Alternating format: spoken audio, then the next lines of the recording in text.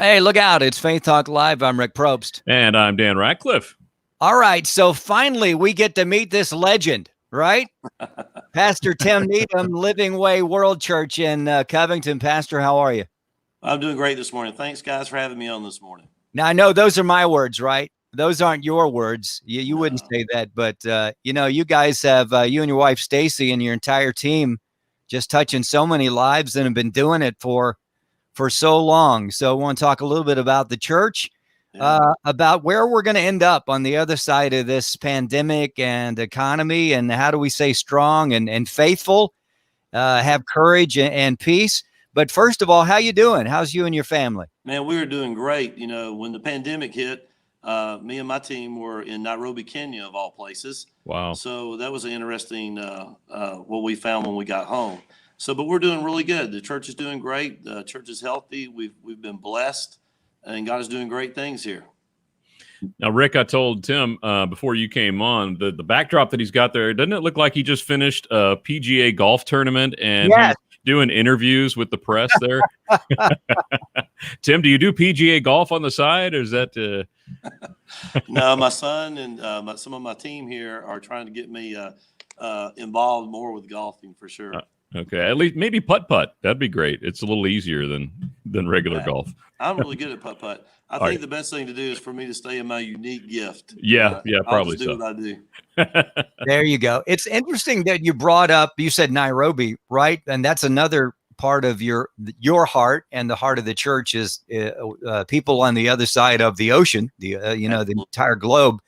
How are they now? Are they experiencing what we have been experiencing, or is it lighter, more, what? Well, let me tell you a little bit about it. When we were over there was no cases in Nairobi, Kenya.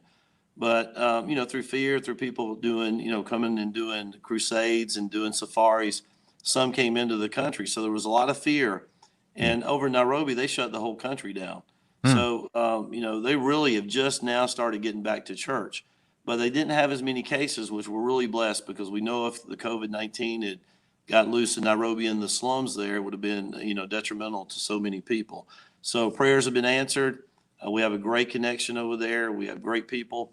And we mentioned Minister Frankie, how she helps so many less fortunate people here in Atlanta and all over the country. That's what our friends do there. They take care of the orphans in the schools. Most of the children live in the schools. So it was very important, and it was very tough time for my pastor friends there, taking care of those children during this pandemic and the lockdown.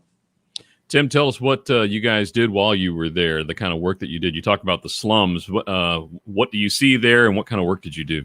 Well, outside of Nairobi, you say Nairobi is a big city, but outside of Nairobi, it's mostly slums. And what we do is we go into those slums, a place called Baba Dogo, and we do outdoor crusades, kind of like T.L. Osborne and like the old evangelists used to do.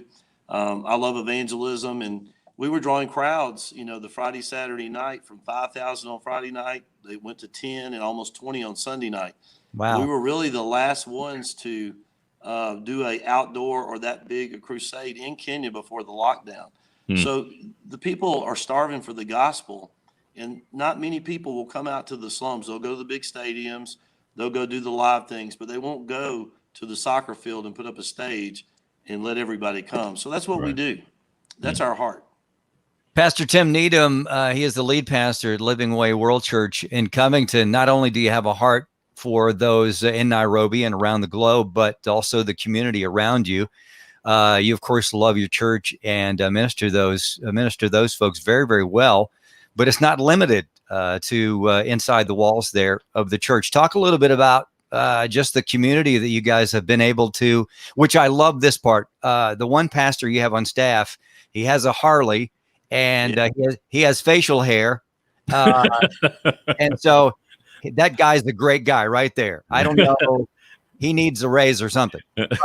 But anyway, so you guys are instrumental in touching lives through food, through care on the outside of your walls. Talk a little bit about that. Absolutely. Church has got to be outside the four walls. It's not just confined to 4051 Highway D1. Pastor Joel Shepherd and Tanya Shepherd, they are dedicated to going out and helping the less fortunate. You mentioned the bikers, the Harley. They go down to Bike Week every week in Daytona Beach, and they stay for 2 solid weeks feeding all the less fortunate people. During that time, a lot of the people that stay at the homeless that stay in hotels, the weekly hotels get kicked out.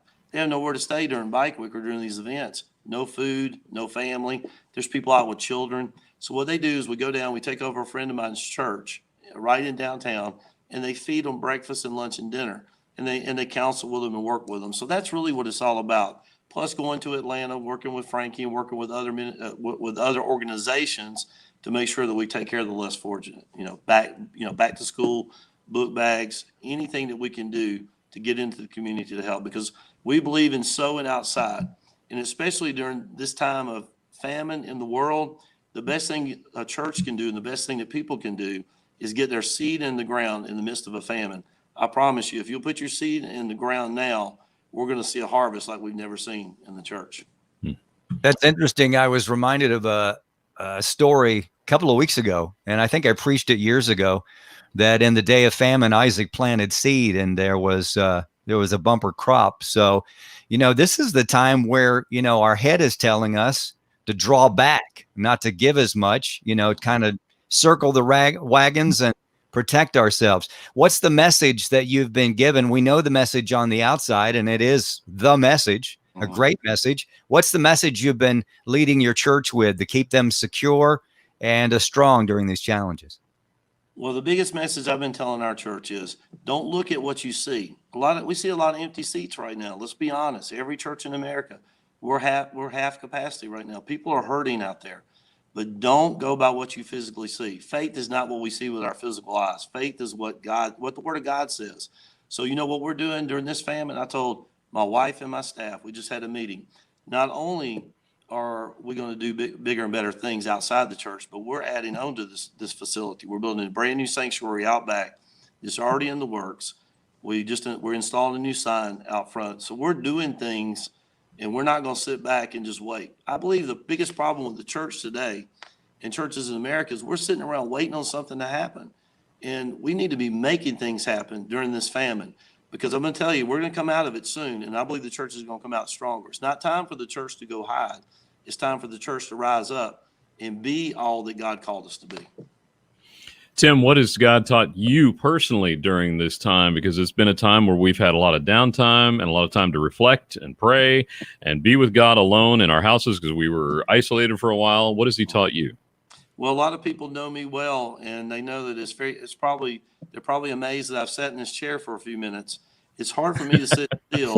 But one of the things I really found out when I got back from Nairobi, I had to quarantine for 2 weeks. Me and my team did. And I'd never done that in my life, but I was able to really just sit back and let God reflect. He spoke to me on a Wednesday night. We were jet lagged. He said, "Get up and go record a broadcast to your people and tell them what you're going to do." I was so tired, didn't want to do it, but God has blessed since that moment. And during those 2 weeks, He was able to give me the vision for the new sanctuary, give me the vision for where we're going to take this ministry, give me a vision and a plan for how to map out this year. I've never navigated anything like this. No pastor has. You radio DJs have never navigated anything like this. So it's one of the toughest times in our life in the church. But I was telling the body of our church this Sunday, let's keep paddling. Let's keep going. Let's not give up.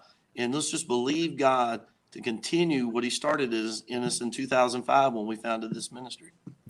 That's so good. Something about the power of consistency, right? Just put one foot in front of the other. Just keep going, looking up. Absolutely. Pastor Tim Needham of the Living Way World Church in Covington there.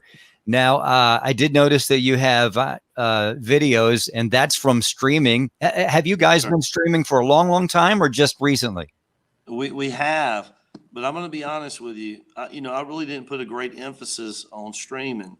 But I found out that people are watching in Lima, Peru. We travel a lot to Lima, Peru. We do missions in Lima, Nairobi, and people are watching us all over the world. And during the underground church in Nairobi for the last 3 to 4 months, they were watching our services. They would get up on Wednesday nights at 2:30, 3:30 in the morning and watch our services live. Wow. Now, that should tell you right there how important your online presence is. And we really worked hard with my team. We really didn't even have a team, but we really worked hard with the team. We would just turn the camera on and go. It was more like quantity instead of quality, but now we're quality instead of quantity. and we're making sure that the presence, you feel like you're literally in the church service with us now. And Wow. so we take a lot of pride in it, and we're going to get better at it. LivingWayGA.org is the website to go to learn more about Living Way World Church and find out more about Pastor Tim Needham too. Amen. Pastor, we are extremely blessed.